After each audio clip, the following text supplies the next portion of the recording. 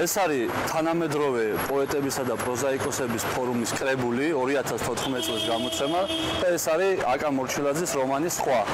აკა მორჩილაძის რომანში ვკითხულობთ. რატომ ატარებთ პარიქს? იმიტომ რომ ქუდი არ მაქვს. ჯერა? ეხლა ვკითხულობ თანამედროვე პოეტებისა და პროზაიკოსების ფორუმის კრებულში იგივე ვიღაც ლია ლაბაძის მიერ გამოგზავნილ მინიატურას, განწყობის მინიატურა, ესე ქვია პარიკი. რატომ ატარებთ პარიქს? იმიტომ რომ ქუდი არ მაქვს.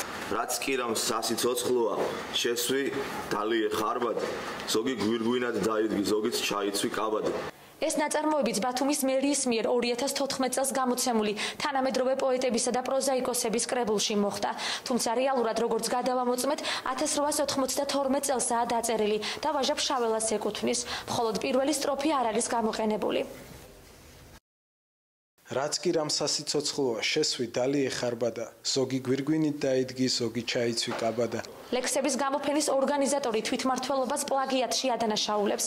მერიის განათლებისა და კულტურის სამსახურის უფროსი კი ირწმუნება, რომ კრებულში 75-მდე თანამედროვე პოეტისა და პროზაიკოსის ნაწარმოები დაიბეჭდა. სამარცხვინო ლაკა ქართულ მწერლობაში შეტანილია ესეთი თანამედროვე პოეტებში ესეთი მწერლები როგორიცაა ვაჟა ფშაველა, პაულო კოელიო, აკა მორჩილაძე და ასე შემდეგ. ეს ხალხი მათი აზრით ჩამოყვანილი იყო ბათუმში და მონაწილეობდნენ მათ მიერ გამოცხადებულ ალტერნატიულ კონკურსში. არანაირ პლაგიატობას ადგილი არ ქონია. შესულია იმ პირთა ნაწარმოებები, რომლებიც მონაწილეობდნენ პროექტში. ჩვენ პროექტებში ახალგაზრდები მონაწილეობდნენ, ჩვენ მათ მივეცით შესაძლებლობა, რომ თავიანთი ნაწარმოებები წარმოეჩინათ. ლექსების გამოფენის ავტორი ბათუმის მერიას საქართველოს ხელოვნების საბჭოსთან ფინანსურ გარიგებაშიც ადანაშაულებს. ხელოვნების საბჭომ ტენდერში გაიმარჯვა და ბათუმში თანამედროვე პოეტებისა და პროზაიკოსების ფორუმი გამართა.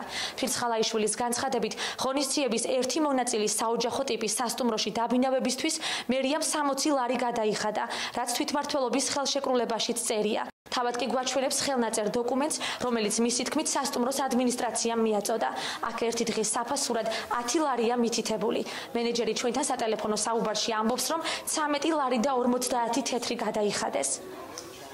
ვითხოვ საგადასახადო სამსახურის შესვლას, აუდიტის შესვლას კულტურის სამსახურში, მერიის კულტურის სამსახურში, იმიტომ რომ სასტუმროს ღირებულება იყო 10 ლარი, რატომღაც ქობულეთში დააბინავეს მონაწილეები, 10 ლარი, რასაც თორისი დოკუმენტური მასალაც გამოჩნია, მათ გაწერილი აქვს თანხა 60 ლარზე. ხელშეკრულებით იყო გათვალისწინებული თანხა, ჩვენ ვნახეთ, რომ ეს მომსახურება შესრულდა, შესაბამისად მერია ამ თანხას იხდის. მერია არ ამოწმებს და არ მიდის ან სასტუმროში ან ასე შემდეგ და არ ამოწმებს რეალურად რა დაჯდა ეს მომსახურება. ეს არის საგადასახადო ორგანოების შესამოწმებელი და ამაზე პასუხისმგებელი უშუალოდ მიმწოდებელია. შეგახსენებთ ზაზა ფირცხალაიშვილის ლექსების გამოფენა და მერიის თანამედროვე პოეტებისა და პროზაიკოსების ფორუმი ბათუმში ერთდროულად წელს 17 და 18 მაისს გაიმართა. ფირცხალაიშვილი მერიას ამ პროექტის მითვისებასაც ედავება. ჩამონტანთვალი დაახლოებით 15-16 პუნქტიდან 90% დარღვეულია ფინანსურად და შესრულებული არა.